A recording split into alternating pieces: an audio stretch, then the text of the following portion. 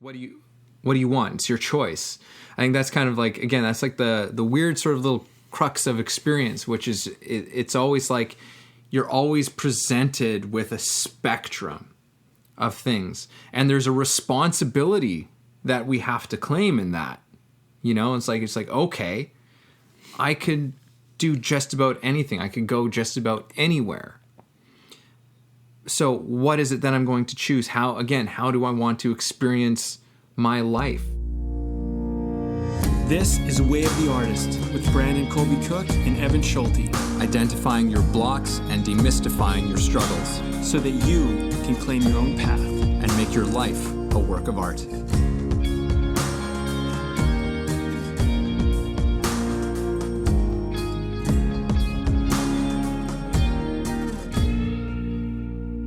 I'm really enjoying doing these podcasts with you, man. Oh, I'm glad you're enjoying them, Brandon. No, they've been a great experience. Oh God. I don't know why. I always feel like you've got to do like some like dad. I wasn't joke gonna do or that. something Yeah, exactly, like that. a dad joke. I wasn't gonna do that, but then you just kind of set me up, and you were surprised, and I was like, I'll play into it. I was like, all right, where's he going with it? Yeah. I had high hopes, and then you just like totally dashed them. Yeah, I know. Got to set a bar really low in the beginning, right? So you can raise it up as you go on. I suppose that's one way of doing it. I don't know if our intros have been like the highest caliber, to be honest, but you can never know. You can never know.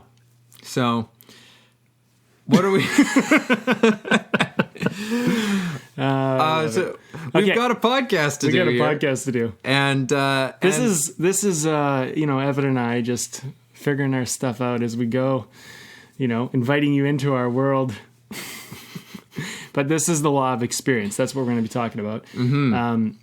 And the law of experience is a really valuable thing for you to know as an artist, kind of making a masterpiece out of your life. Mm-hmm.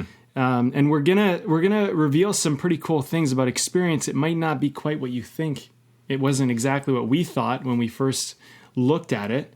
But it's one of those things. I think we have these pre-discussions. And as we were talking about it, we were like, oh yeah, it's this, it's the past, it's the present, it's the future. It's this whole relationship to the subjective moment we're in, and what we think reality is, or what we think is going on, and how we're emotionally responding and making meaning out of things. And this plays a big part into how we can actually make our lives or do our lives. Yes. Mm-hmm. Yeah, no, it was a really lengthy conversation that we had on this one, just as we kind of came to grips. Like we understand this as a law, but this one is kind of different from, I would say, every single other one that there is. Definitely everything that we've discussed so far, it's very different from everything else we've talked about, because as you said, one of the things about the law of experience is that it's kind of got a tricky nature to it. It's a very fluid nature. And also because experience is happening all the time. It's kind of like, it's similar to process in that way. But experience is occurring all the time. We are always constantly having an experience of something, and we've had our experiences, our experience of life. So it's kind of hard to get your hands around this concept and this law. And also because, as we realized, experience is not objective. It is, at least from our own point of view, we don't experience our lives and we don't experience ourselves objectively. We always experience ourselves subjectively, which is part of the reason why this is kind of a tricky territory to navigate into, but we've kind of got some interesting stuff that we've stumbled upon with this one. Yeah, totally. I mean, you blew the ending by revealing it all. Oh, yeah? Was that the ending? That's like the plot twist, man. That's like the big reveal. You told them the end. Well, no, it's the beginning. I know, I'm just giving you a hard time. So this time it's the beginning. We're always in the middle of something, aren't we? Mm-hmm. Okay, so with this whole thing about experience, it is, as Evan said, it's a subjective thing. So, as we go through this and we navigate this whole law, this idea of being, on your way as an artist, first of all, just because you're an artist doesn't mean that you practice this law.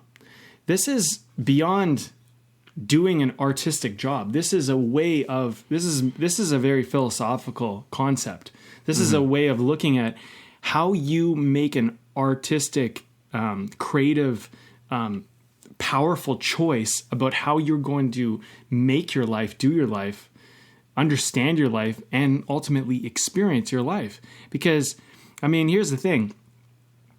Experience, the same thing happens, but we don't make the same meanings. We don't interpret it the same way. We don't relate to it the same way. We may have similarities. We may find that we match with people, but there's, you don't have to go far before suddenly the experience diverges, and it begins to become your own thing. And here's the thing that I would like people to start with. When you're looking at the law of experience, understand that this is something that's your own. So however you're experiencing your life right now, whether you love it or you hate it, or you're sad or you're happy, you've made this. This is yours. You've created it. You might not have known how you did it, but rest assured, you've done it. So now what my hope is that by the end of this podcast, the great takeaway, and I'm just going to reveal it now, is the great takeaway I hope you can have is that by the end of this, you're going to look at your life and become not only the experiencer, but the experience maker, the one who actually creates. And through that, you're going to, I think, have a lot of power over what your life could be and who you could be in your life. Mm-hmm. And I mentioned this in previous laws and previous episodes, that, I really embrace this idea that we are both the actor and the screenwriter and the film director of our lives. Mm-hmm. We are doing these things simultaneously. And so sometimes we get lost. We get like, I'm the actor just reacting to the life I'm given. And that can be fun, but it's not the whole picture. And sometimes I think we can be like too intellectual and be like, oh, this means that and this means this, and we're trying to make meaning out of all this stuff, and you become this kind of crafty storyteller. And sometimes a thing is just a thing. It doesn't have to be a big, meaningful, melodramatic part of your life. Mm-hmm. And so understanding experience is that you can look at your life through the position you're in, from an objective position. You can step away and look at yourself almost like in third person, and you can begin to experience the world in a way which allows you more freedom and capability to do things and be who you want to be. And I think that's the exciting thing we're about to venture into. Yeah. When we started this, as we were each kind of wrapping our heads around some of the things we want to touch on, and I just want to share this with everyone, was, for me to kind of help myself with this, is like, okay, so if I thought of, this law, just like with almost any of the laws, I kind of almost have this approach. It's like, if this law was kind of like a deity or something, or like, like an ancient Greek god or something, and it's like, this is the god of experience, and you went up to them and you said, okay, tell me about experience. What can you tell me about experience? And it's like, well, what would you like to think about experience? What is your experience? Like, it's all these questions that kind of come up with it. It's, in many ways, the law of experience is a challenge to us. It's like, it's this thing that is constantly present, and presence, the law of presence, is a huge sort of like, cohort in with experience, and as well as unknown, which we'll get into.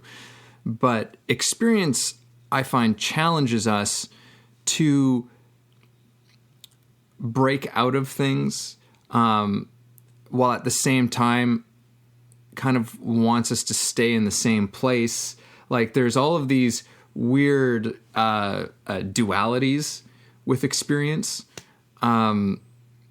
But it is, I find it more so, it's it's questions and it's a challenge to us is of what is your experience of life? Like it is a recognition of the past. It's like, okay, so you've lived this life up to this point, which is, I will say, is unique. The life that you've lived is unique among every single person who's set foot on this earth, right? That's not a point to even be argued as far as I'm concerned. It's, you have a unique experience. Nobody has ever lived a life quite like yours, and nobody has ever had an experience quite like yours. And you take that with you everywhere you go. And that's not a philosophical. That's just true.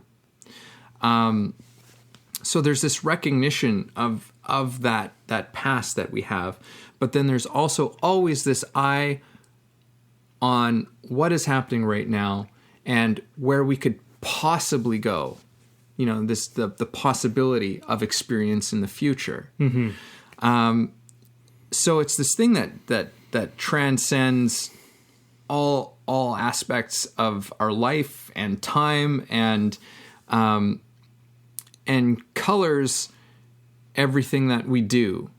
And we talked a little bit about expectation in all of this. And I think maybe that's where we start with this one. Cause like, it's like looking at this giant steak, this law of experience. It's like, where do we even begin? Where do we approach? And maybe we start with past. Sure. Like in how our past experience, what we can do with our past experience, how it can impact our present, how it has impacted our present situation, but how it can influence our future. I think when it comes to experience of the past, is that it's an opportunity to learn, and it's an opportunity to limit. That's how I see it. It is kind of a two-edged sword. I think they're all two-edged swords. I mean, I think presence is a two-edged sword, and so is the future is a two-edged sword. I think they have an interesting relationship and dynamic, the past, present, and future of experience. But the way I see the past is, and at least this is the way I've experienced it, it's either been a lesson or a limit to me. Obviously, you benefit when you see the past as a lesson, when you learn from it, when you grow from it, when you help it to inform your future. But it can become a lesson, or it can become a limit depending on how you look at it. So, for example, sometimes you can take a lesson that actually makes a limit in your present and future. For example, someone cheated on me or betrayed me or lied to me or stole from me. And so I take that experience and then I decide, well, what I've learned is that you can't trust anybody, and then that becomes my limit of experiencing the world. So it's masked as a lesson, but it's not really a lesson. And so I think the hard part about navigating experience of the past is that you have to get really honest about yourself. Mm-hmm. Am I using it as a crutch to limit myself so I feel more safe and secure, and that way I don't have to take risks and express myself anymore? Or is it a lesson that's helping inform the risks and the wonderful things I want to do and help me to just simply be safer and more mindful and just better? Mm-hmm. I like to give examples. One of my clients, in a past course, we were talking and I was explaining this high concept or heavy concept idea. And she said, just if you can give us an example. Because, I'm losing it a little. And she's like, I love examples. And so I said, okay, fine. It's like this. You're playing hockey. Maybe you haven't played hockey, but let me just give you an experience. You got the puck. Now, it's a fast game. And you're stick handling. And, when you get pretty good, you can start to look up from your stick handling. And you can stick handle to a certain degree, depending on how good you are, where you kind of know where the puck is just by feel. You just kind of have a sense of momentum and whatever. And you don't really have to look at the puck. But when you start to get into, sometimes some heavier duty, some trickier moves with the puck, or you're getting knocked around, or you're holding things off, what ends up happening is you start to look down at the puck. And you do this to periodically check in. Where is the puck? Because, very often you can just lose the feel. Mm-hmm. So one game, I was coming in over the blue line, coming in really fast, coming in one or two defenders, and I had way more pace on them.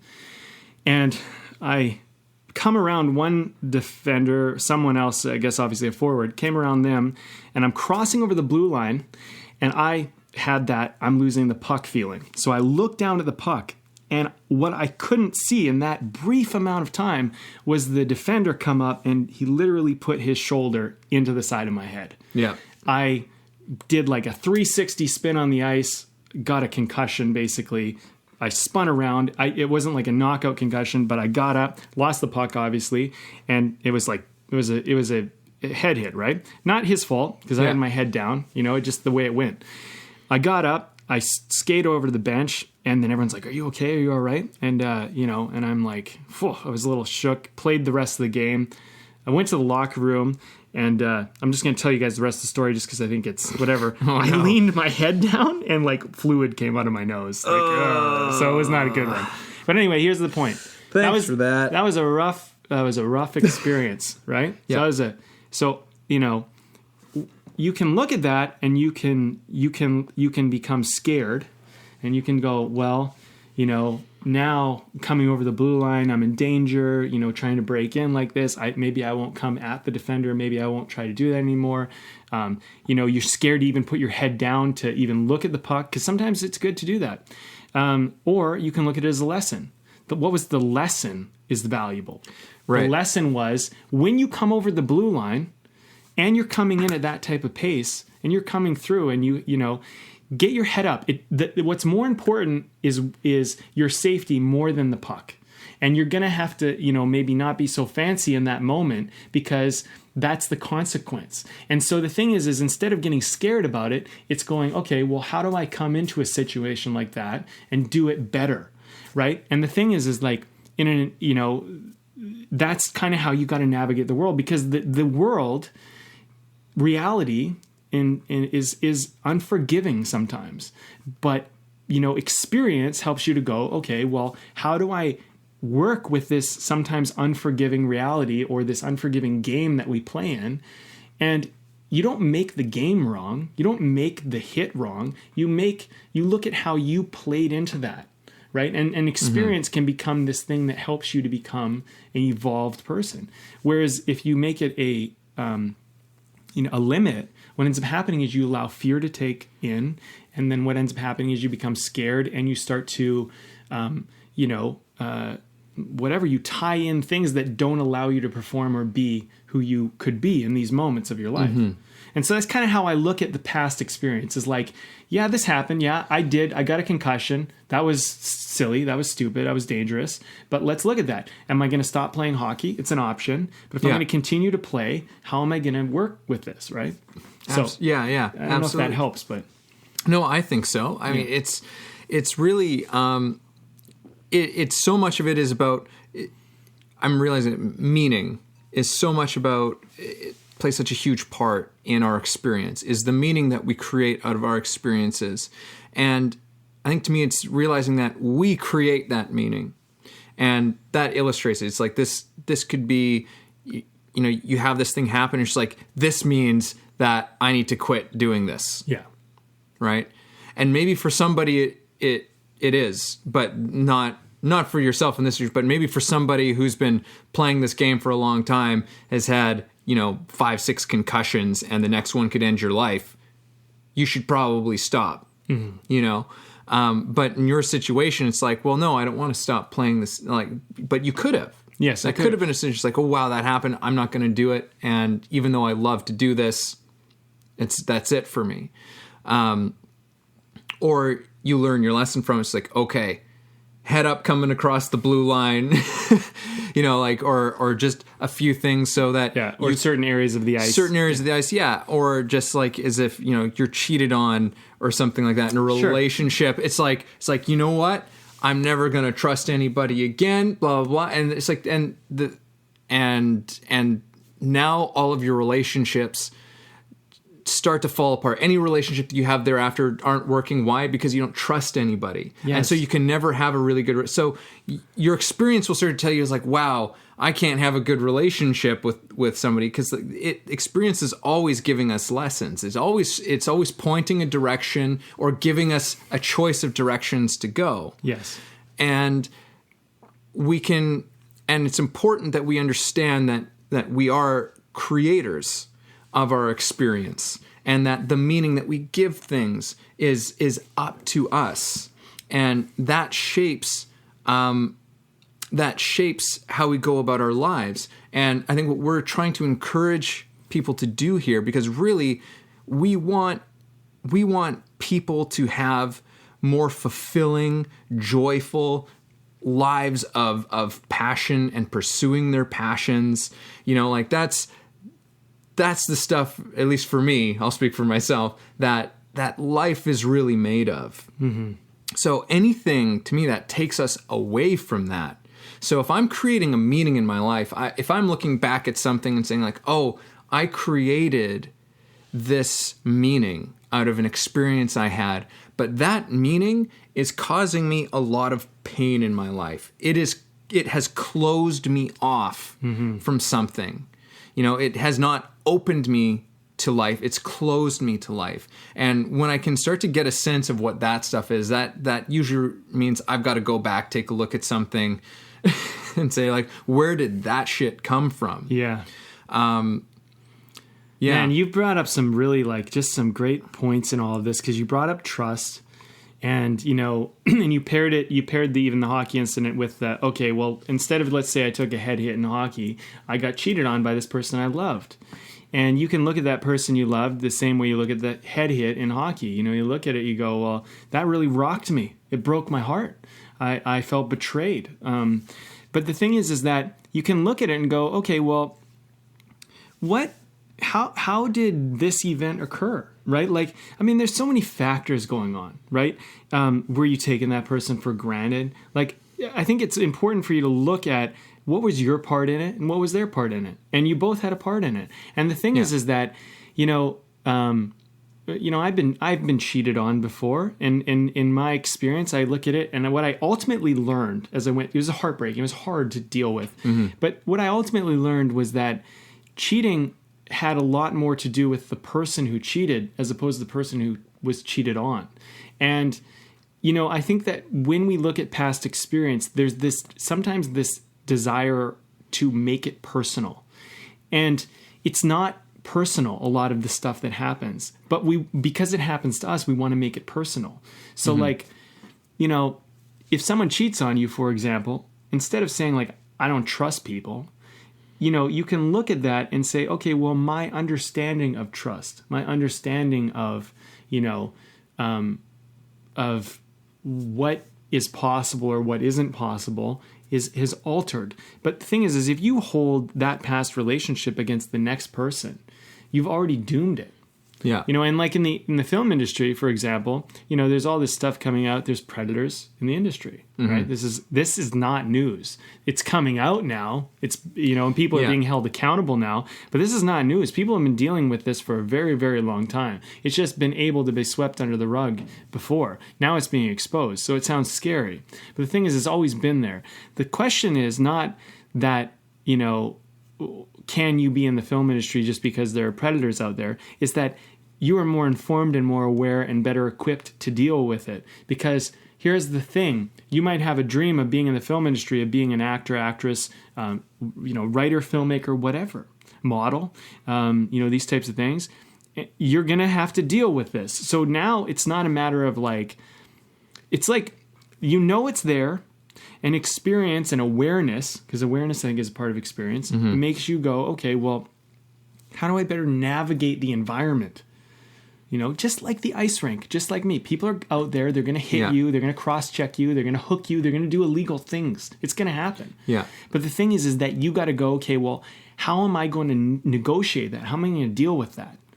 You know, I remember here. I'm going to share one other thing about hockey. I don't know. It's just in my mind. But I remember the first time I played, I was playing in like a pretty elite league because I started hockey pretty late. But I remember playing in a pretty elite league, and I remember a guy hooked me, and he stuck his stick right inside my glove when I was trying to stick handle. No one had ever done that to me before. I never experienced that before. And when someone does this, when they hook your wrist and your glove and everything, it's like you can't move. All of a sudden, the things that you could do, being a great stick handler, you're like rendered almost obsolete. And now it's all about strength and power and just holding the puck off.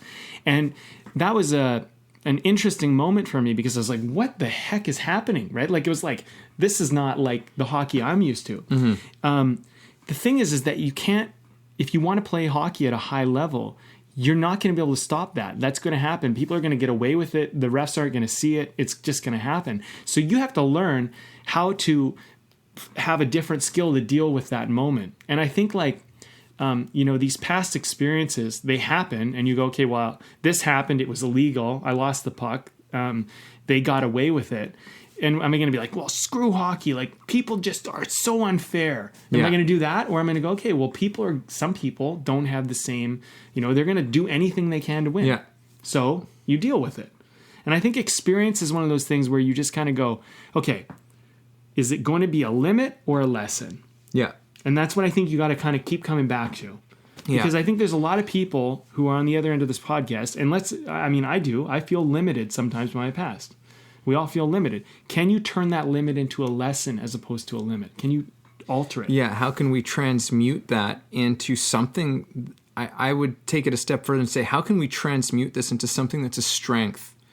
Because normally I find that that my own greatest strengths, are usually where I've been challenged in the past, even now. It's just like I find that I actually have great perspective, great strength on it, even though it's something that I'm still working through. But because it's been such an influence in my life and I've had to deal with it, I'm so on such intimate terms with these difficult struggles that I've had, that I've learned all sorts of great things, great perspectives around that thing. So we can transmute our experiences that we've had in the past, even if they're painful, even if they've been difficult, we can transmute them into something that is very, very, very powerful and in a positive way, as opposed to powerful in a negative way, as something that takes us away from life. Mm-hmm.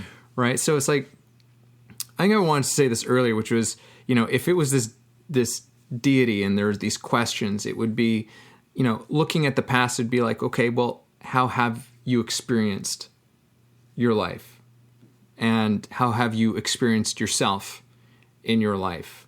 And really ask yourself these questions and say, it's like, okay, like, how have I been experiencing my life? What has it been like? How does that shape the way that I go about things? And then once you've tackled those questions, then you have to ask, how do I want to experience life? How do I want to experience myself in life? Right? That's the next thing. And normally that helps you sort out the bullshit that you're hanging on to and the life you want to live. Mm-hmm. Because we're hanging on to these things so hard sometimes from our past, from these things that, like, this is the way I experience life, and we get comfortable with it. Mm-hmm. Right? Until it gets painful. And it requires us to take a look at it. This is really just beginning to have a practice of consciously looking at these things, because when we don't look at these painful things that we've or these difficult things that we've carried with us from our past, they eventually come out in some way, and it's usually not good. It usually comes out in something that's, like you said, limiting. Mm-hmm. We'll use that word for now instead of maybe painful. It's just something that's creating a limit on our lives. And when we ask ourselves, okay, so how do I want to experience this? How do I want to experience my life? How do I want to experience myself? And that will usually give you a pretty clear indicator of just like, holy shit, I've got all this whole program running in my head out of meanings I've created from my experience that I don't even agree with. That's not even how I want to be. That's not the person I want to be. And from there, we can start to now make some decisions about the experience that we want to have. Mm-hmm. I think that's when you start to step into the presence and the future of being and doing and living in accordance to your values and what you really want. And, I think with experience, nobody shows up to the table as a clean slate. This is the thing that we all have to accept. And, if you want to make your slate wrong or bad, that's you manipulating yourself into a limit. I mean, look, some of us come from poor families. Some of us come from abusive families, neglectful families. We come from, places where we were bullied or hurt or attacked or whatever. The thing is that none of us come here totally clean and fresh and new. I mean, we do as we're born, but it's almost irrelevant because we're going to get, socialized and indoctrinated into the social cultural norms of wherever we grew up anyway. And so eventually when we become aware of our experiencing, when we become conscious of this, it's already too late. We already have the slate's already been tainted to some degree. So now the question, yeah, there's always good and bad. It's not always all bad, but there's usually going to be a little bit in the wash, Sure. And I mean, I'm going to just say, I'm only saying tainted because there's a beautiful part of it, but the tainted part of it is the part where we feel stuck or limited or we think we're someone. The thing is that you got to go, okay, well, it's the spilled milk thing. It's like, it's spilled. Clean it up. What are you going to do? Are you going to let it just sit there and rot? The thing is that, if you're going to get all upset and destroy your presence and your future because your past wasn't everything you hoped and dreamed for, and you think you deserve or are entitled to, then you are trapped. You literally created yourself a prison. Here's the thing. It doesn't matter where you are. You could be 12 years old, although I'd be surprised if a 12-year-old was listening to us. You could be whatever age, or you could be 80. It doesn't matter. Right now, in this moment, with all the experience you've had up to this moment, you get to decide how to be and do and live and experience your life. If you're limited by the past, my theory is this. You created a story that does not serve you. And you cast yourself in a role, and you wrote a story, and you painted a picture, and you wrote a song, and that became your life, and you're putting it on repeat. It's time to change stations. It's time to, point the camera in a different direction. It's time to write a new story, play a new part. And the thing is, you can do that. But are you willing to accept that what your past experience is maybe not as known as you think it is? And I think this is where we step into the unknown. It's like, maybe what I experienced was one interpretation of it. I'm just going to give an example, just to help people understand this. Let's say you're 3 years old, and you're talking, and you're, 3 years old? I mean, how tall are you? 3 feet? 4 feet, maybe? I don't know. No, probably not. No, not even. Probably right? not even. Okay, you're 3, you're 6, you're whatever. You're somewhere around there. Yeah. Okay, enough to be consciously aware, but you're looking up at an adult, and they're 6 feet tall, and they're 2-3 feet higher than you. Now, you have a perspective. Now, they're telling you from this higher up place. Now, how do you think you've interpreted that information? Now, if that factored into the way you experience something, you need to consider that you experienced it from a perspective that may not have given you the whole picture. And this is the beautiful thing about experience. It's subjective, meaning that you only got a small fraction of the actual experience. So you could re-experience the experience, but from a new perspective. Yeah. Now imagine this bully who was talking to you, who was a foot taller than you, was a foot smaller than you, or 2 feet smaller than you. How might you react? How might you react if their voice was like, hey, you, don't boss me, whatever. It's like, if they talked like that, or you could look at it and you could go, well, at the time I was physically scared, But what if I wasn't physically scared? How might I have interpreted that event? And the thing is that by altering your relationship to the experience, you can begin to unlink yourself from the trappings of it, And I think the past has this way of going, because we were in the position we were in, we think that it is true simply because, all of us can argue, well, I was smaller, I was weaker. It's like, yeah, you were. Are you now? Do you want to continue to be weak, or are you stronger now? And you can take your past and kind of rework it, Yeah, it's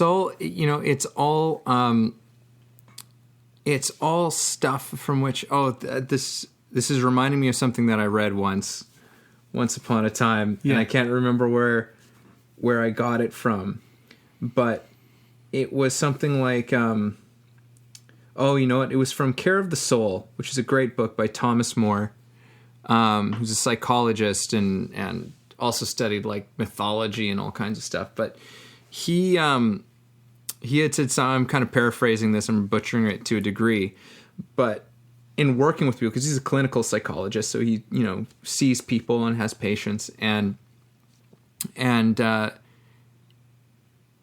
way that he approaches it is that it's like your past, your experience doesn't define you, or I think he was talking specifically about family, like the family you came from, and your parents and all this, because that's, what we've known our whole lives. That's what we were brought up into through our most formative years. But you could probably extend this to a greater extent, like the community that you're from, the city that you're from, the country that you're from, you could take it way out. But basically that these things don't make you who you are. They provide you the blocks for which you build yourself, from which you build yourself. And I think this is a great way of looking at our experiences. They're like building blocks for us, but we have to decide what we're going to do with the blocks. I don't know where I was going from there necessarily. Yeah, that's a great way to look at it. I mean, you don't get to necessarily change the experiences that happened.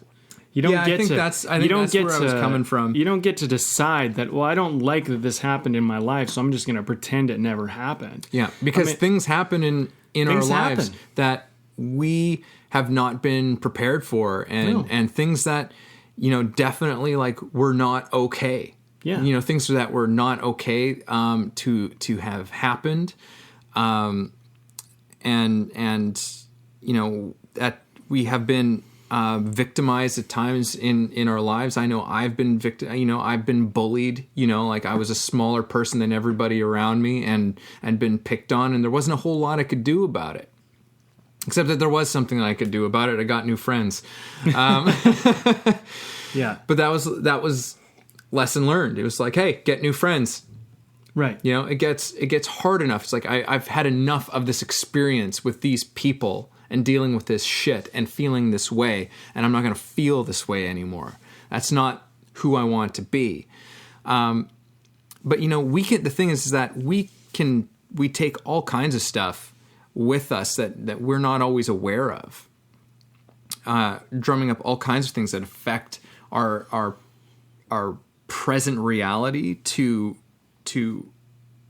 be in our joy, to be in our passion, to pursue our passion, and to dream of the future that we want. Like we use our past experiences to destroy these things. We use them as excuses to be afraid, to stay comfortable and not do the things that are inside of us, which is, for the artist's way, or the way of the artist, I should say. The Artist's Way is a great book by Julia Cameron, if you haven't read it. But for the way of the artist, so much of experience is about what we do with that experience, the meaning that we create out of it, and that becomes our expression. It ultimately becomes how we express ourselves in the world. So this to me is a huge thing about that whole experience part of it. It's like, what do we do with that? What do we do with this whole experience that we have had, and how do we make that our expression? Mm-hmm. And how do we make that less of an unconscious thing and more of a conscious thing that we're participating in? Mm-hmm. Yeah, I think, as I'd love to move on to the present and the future side of this. Mm-hmm. But, the one last thing I would say about the past is that if your past in any way is handcuffing or limiting your present or future, then you need to revisit and decide that maybe the experience you had needs to be just essentially reevaluated, because, the past is great. And, and all the horrible things that can sometimes happen to us, the past gives us a monumental amount of assets and benefits today. Mm-hmm. I lost my closest friend. I was 19, he was 21. And he just graduated from university, just got his degree, just got into film school. We were in the middle of producing a TV pilot, and I get a call that he got killed in a car accident. Just one day he's there, one day he's not.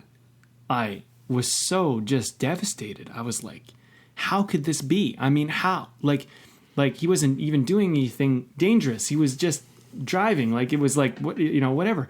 I mean, the thing is like all of a sudden someone T-bones them, and a girl died with them as well. Another woman wasn't as close with her, but they just died. They were just young people. We were all just young people, and I was shocked. I was devastated, and I've learned to look at that story, and I could be all upset about it and be like, well, there's no point in going for it because you could just die at any moment and blah, blah, blah, right? Yeah. But I looked at it and I said, you know what?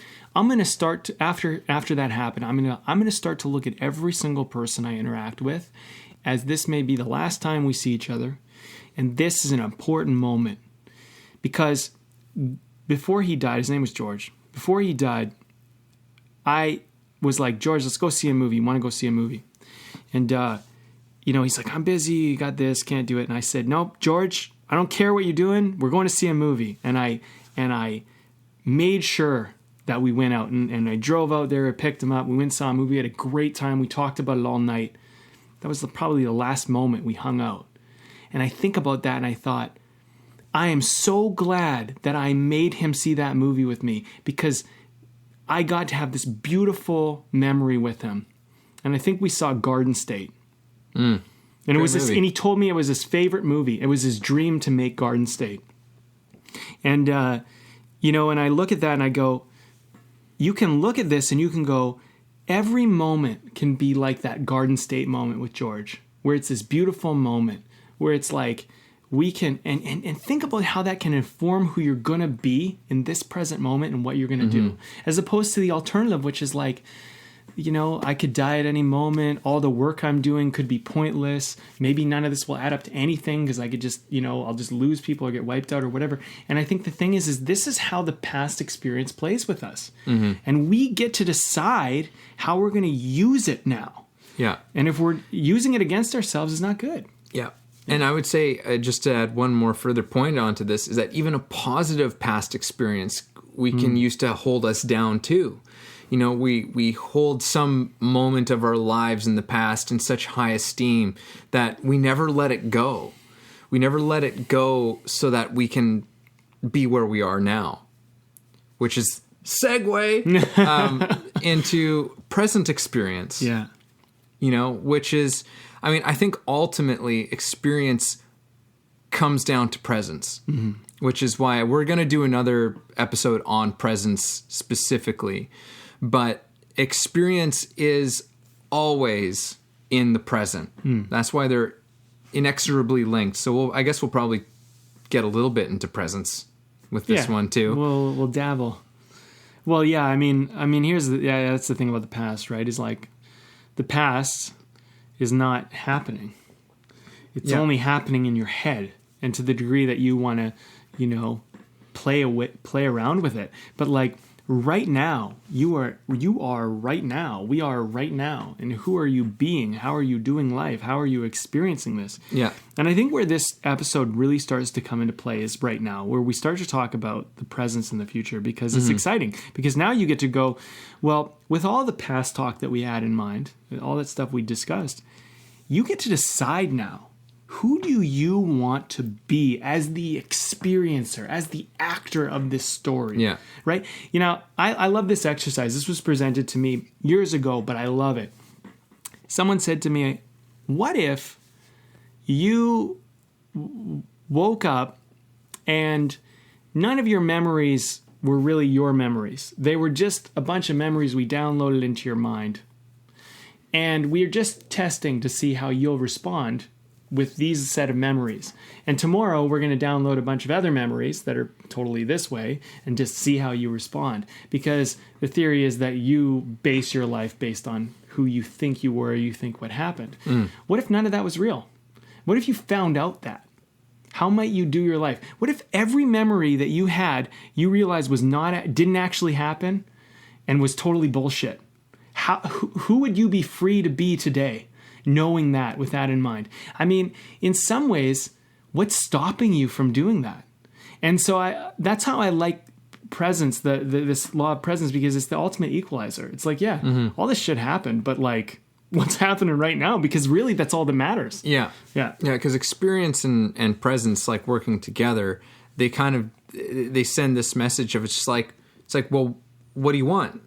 There's unlimited possibility in what you do. It's like, you can live in the jail cell, or you can live in the sky.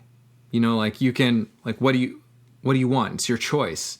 I think that's kind of like, again, that's like the weird sort of little crux of experience, which is it's always like you're always presented with a spectrum of things, and there's a responsibility that we have to claim in that. You know, it's like okay, I could do just about anything. I could go just about anywhere. So what is it that I'm going to choose? How do I want to experience my life? Right? And our experience in the present is really our gateway to unlocking our dreams, unlocking every sort of potential and possibility that exists for us, right? But it requires kind of like a letting go of the past, as we are letting go of talking about the past. And we spent a lot of time on it, probably, which is funny because we usually spend too much time in the past in our own lives. But it always comes back to the present, no matter which way you slice it, because it doesn't matter whether you're thinking about the future, thinking about the past. They're all thoughts that you're having about it now, thoughts and feelings that you're having about it now. Like one of my favorite sort of stories kind of about this is from the legendary acting teacher Sanford Meisner. And he had this memory about when his father died. And he didn't like his father very much. And when his father's body was being lowered into the ground, he was a kid at the time, and he was moving his foot on the ground as if he was putting out a cigarette. He was like rubbing his foot on the ground, and it's like, whoa, that is dark. And it was like, and he was angry and he was hurt by at that time. But years later in life, his relationship to that had completely changed. Now later in his life, he would laugh about it. He thought it was hilarious that like him as this kid doing this like weird psychological gesture and like while his, at the death of his father. Right. So it's like the meaning, the experience that he decided to change that into, that he decided to transmute that into, was completely different. So from it's just a different way of it's just a different kind of. You know what you pushed us into? What did I push you into? The law of wisdom. Of wisdom. Because what ends up happening is you develop wisdom, you change, you evolve, you shift as a person, and you grow. And what you saw as one way before, with wisdom, you no longer see it that way, because you recognize that the thing and the perspective that you took on it was limited in its scope, was limited in its view. I've had an interesting relationship with my father. At times, I was fed up with him. I love him, but I've come to realize in certain ways, I'm like, he wasn't perfect, but I love him. And you know what? The way I look at it is like, he did the best he could. But that's wisdom. I've gone along and I go, you know what? You put a roof over my head. You fed me. You kept me alive. You kept me going. Kept me safe. You didn't abandon me or leave me. I'm pretty happy about that. I can look at that and go, you know what? There's this other part of me, this entitled little child part of me that's like, well, you should have hugged me more and said you were proud of me and said you love me and all that shit. Shoulda, coulda, woulda, didn't. Doesn't matter. The thing is you look at it, you go, well, these people in our life, the way that we look at them, the way we look at ourselves in the past and how we did our life and even now, this is the thing where you turn experience into wisdom. And that's when wisdom becomes a tool. Because we were saying earlier, like we were pointing out, like, what is it, a limit or a lesson? I think when it becomes many lessons, you become wise. And when you become wise, you no longer look at the experience you're having from that limited childlike view. And I think wisdom is such a powerful tool and yet so rarely talked about in our culture today. Because the ignorant man or woman goes, are you sure you should do that? What if this happens? But the wise man or wise woman says, well, why don't you go and find out and then make a decision based on knowing, and from knowing you'll be more informed.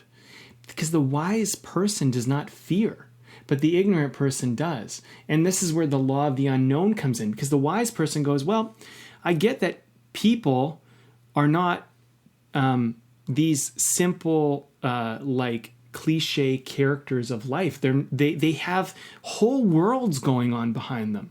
They have parents and siblings and grandparents and history and culture, and some of us were bullied, some of us were the bully, and we begin to look at that and we begin to understand, like, I used to hate my bullies, but now I look at the bullies and I go, man, like, it must have been so tough for you growing up, because all I thought about was how tough it was for me to be bullied. But then I was thinking, like, what world were you growing up in where you felt the need to kick someone smaller than you, to do something to someone smaller than you?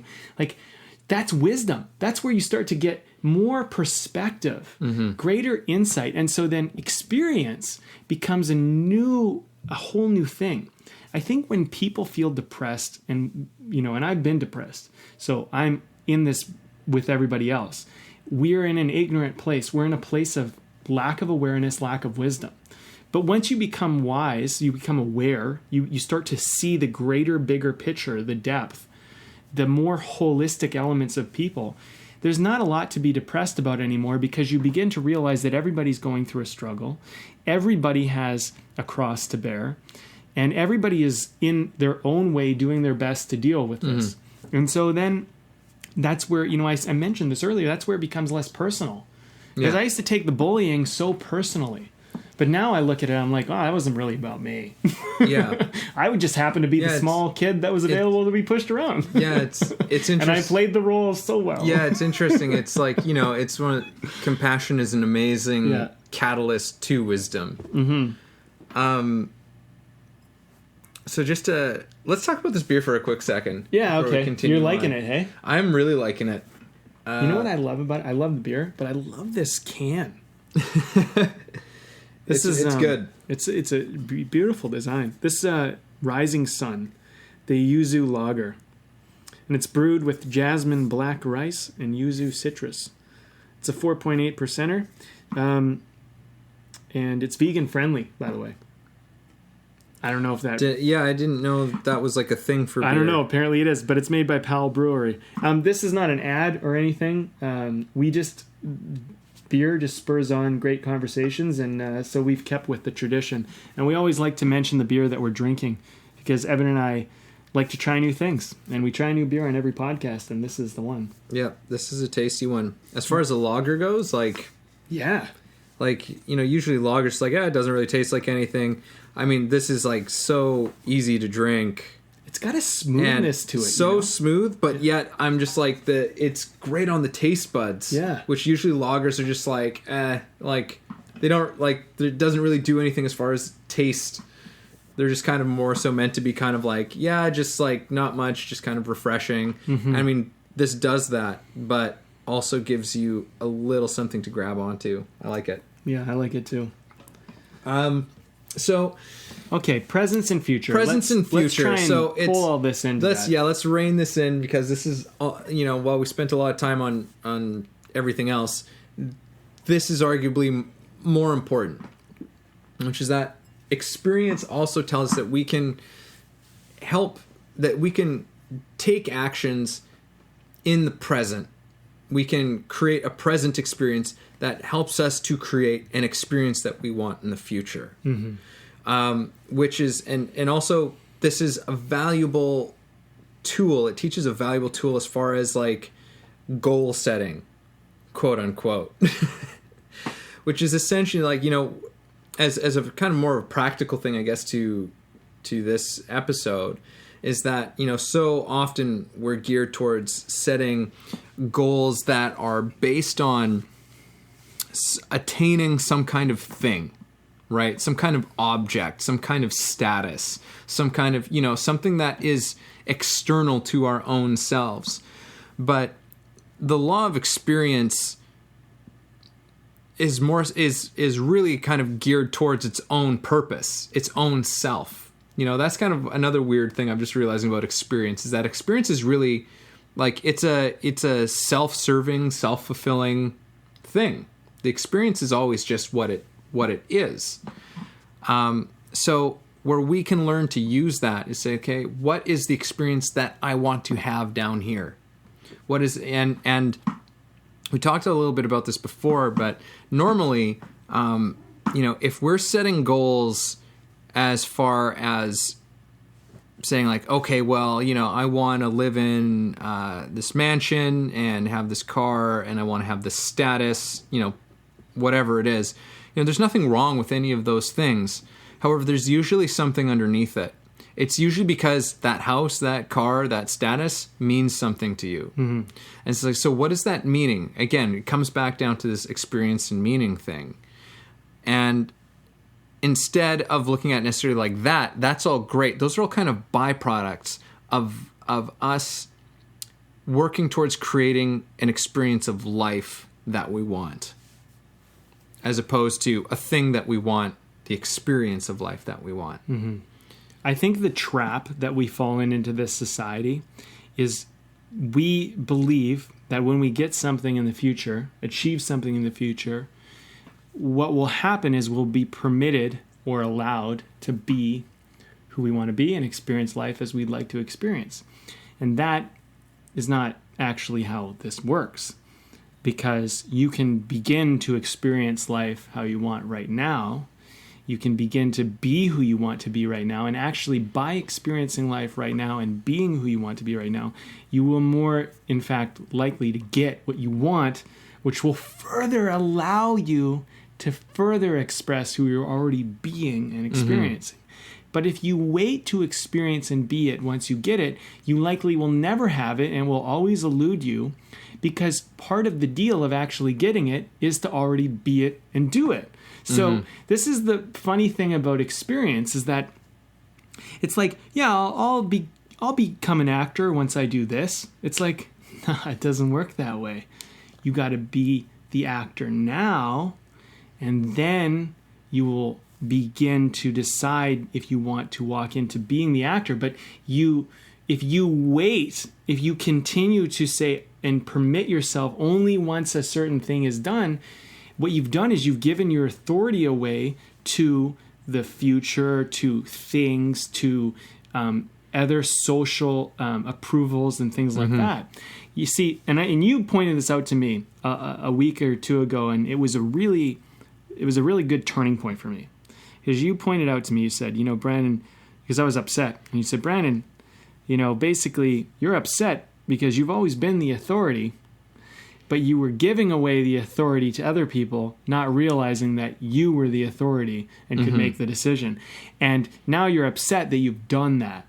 And the only real thing to do now is just to acknowledge that you are the authority and to make the choice for yourself and decide, and not wait for something else to permit or give it to you. Essentially, you said that. And that, to me, was really impactful because I was like, oh, yeah, that's what happens. You sometimes begin to subjugate yourself and your own expression and your own chance of experience because you're waiting for someone else to permit it or something else to permit it. Yeah. And I think that's the problem with the experience of the present and future is we get caught in the future and we go, well, I can't be it because of the past and I can't be it because until I get it in the future, and then you're trapped forever. Yeah. Yeah. Yeah, absolutely. It's like waiting for something to give you the experience as opposed to you creating the experience for yourself. And that's the beauty of it because that's something that we actually have some kind of control over. We actually get some say in that part of it, that say in how we're going to choose to look at things, how we're going to choose to look at our lives, how we're going to try and shape our future based on the experience that we want to have and how we want to experience life. We get some say in that. We get to make some calls there because, everything outside of ourselves, we don't control the actions of others. We don't control what other people will do. We don't control the, the weather, the environment, those, we have no control over that stuff. But we can learn a type of control for ourselves. And one of the most important things that we can learn is exactly what we've been talking about, which is this question of what is the experience that I want to have? What is the experience that I'm having right now? Is this the experience I want to have? And if not, then what would I choose instead? Mm-hmm. Choice is another huge part of this experience equation. Mm-hmm. I think, and you mentioned goals, and I think this is an important part to bring up. I think one of the confusions about goals is that we bought into the belief that we get motivated to achieve goals because once we get the thing, we'll get to experience this. And some people do, to some degree, pull themselves together to get to sacrifice in right now, and they experience all this sacrifice and pain and hardship because they're like, when I get there, I'll get to experience this. And for some people, that works. Very few people. That's why very few people do their goals that way, because it actually doesn't work very well. It's not a great strategy, but it's done in our society a lot. And then we go, those are goal people. But actually, it doesn't work that way. The thing is that if you begin experiencing your goals while you're doing them, and you experience the pride and the joy and the love of learning and doing and putting in the effort, you'll never work a day in your life. Practice will not be hard, because what ends up happening is you begin to love practice. You begin to love the work. You begin to love the learning. And this is the process, right? This is where we go back to the law of process. The thing is that the way of the artist is saying, let's stop for a moment. Let's look at society and let's ask ourselves, is this working for us? Now, more importantly, you on the other end of this podcast, is this working for you? The way you were told to do goals, the way you were told to do life, is it working for you? Now, if it is, fine. But if it isn't, that's probably why you're listening. So let's look at, how does the law of experience work? And how might it help us? Well, my theory, and I think Evan might agree, but you can say yay or nay after, is this. Nay. Hey. So is this. You have goals and dreams and ambitions and aspirations. You can be whoever you want to be right now. You can experience your life as that person, as that doer, as that actor, as that player in life, playing this crazy, wild, fun game. And you can make this game whatever you want. You can make it a sacrifice. You can make it fun. You can make it playful, joyful. You can make it a performance. You can make it whatever you want. And you get to experience doing it that way. If you only motivate yourself for the future experience you may or may not have, I just don't think you stand on very strong foundations, because this is the experience I've had. When I've had a big goal and I'm certain that I'm going to experience in the future, I'm very motivated, very driven. I'm like, I'll just do this and then I'll get the money, I'll get the thing, I'll get the recognition. Great. When it works like that, awesome. But here's what really happens a lot of the time. There comes a point where you go, I don't know if this is ever going to work out. I don't know if I'm ever going to get what I want. You know, I'm sure there's a lot of actors out there who can relate to this one, where it's like, what if I never actually make it or become famous or ever book a decent role or ever even get a role on television? Or like, what's everyone in my family going to think? Yeah. And that's where you're motivating yourself from the future and you're trying to get a future experience. Mm-hmm. Why can't you love the fact that you actually are doing it right now, that you actually are the actor, are the writer? You're actually in it, doing it, living it. Yeah. And this is where I think I want people to walk away from. I think this is really just my ultimate lesson here. If you guys give yourself the permission to really honor and love the experience you're in right now, that you're doing life, and if you're not doing life, start doing it. And you can just really start to allow yourself to have this moment. I'm gonna dare you to start to dream, because it's gonna become a lot easier. In my experience, this has been unanimously true. When I try to change who I am by my future, it doesn't work so well. But when I change who I am to alter my future, it works very effectively. Yeah. You know, and one thing you said, I just kind of want to like twist it a little bit, is that like, you know, you said like if you're doing life.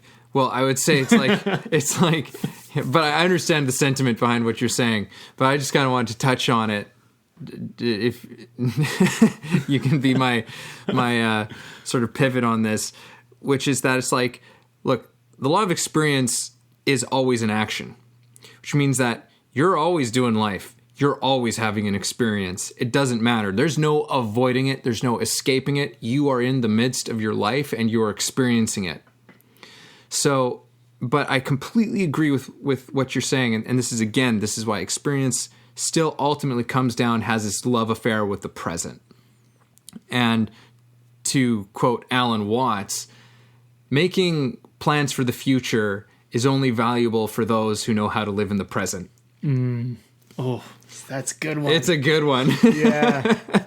I love that. Yeah, it's so, because like it doesn't, like, what does it matter to try and get to something if you don't know how to live right now? Because if you don't know how to live right now, you're not going to know how to live in that future, even if you get this thing that you were trying to get because you thought it was going to give you something. It's never going to give you anything. So you always take with you your experience. So it's always, you know what, it's grounding. Yeah, like our experience of right now in the present. It's okay. Like, it's great to have a destination, a place that you're heading towards. It's important that we have these things. But that destination needs to create an experience for us right now. It needs to create a passionate, purposeful, meaningful expression for us right now. That goal should set into motion something that you say, okay, right now I can do this, and I'm excited about doing this. Because it's going to lead me through this experience all the way up to it. And then it becomes more so about, what do I create?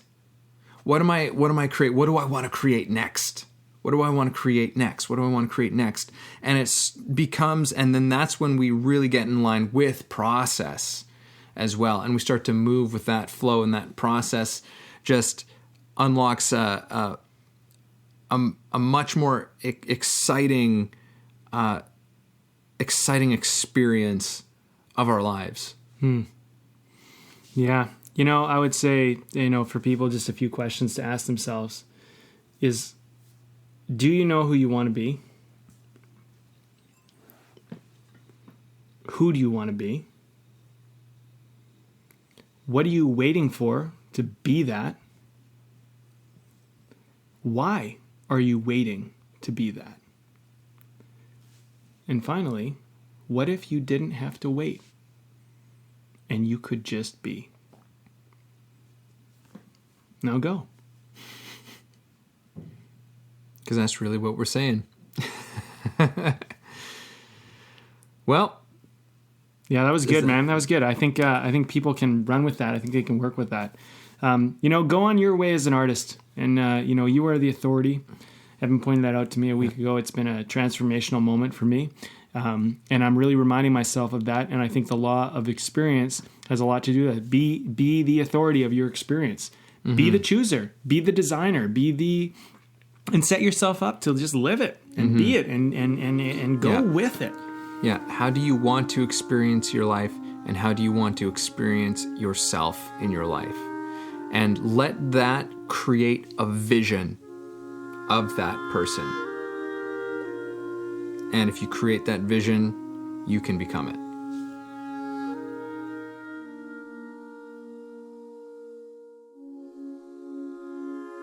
Thanks for listening to the show. If you got something out of this, if you feel it improved your life or your journey in any way, please take a moment to subscribe, leave a review, or share the episode. You can also support us on Patreon, where we have tons of great bonuses. You are the ones that make the show possible and help us to thrive. Thank you for joining us.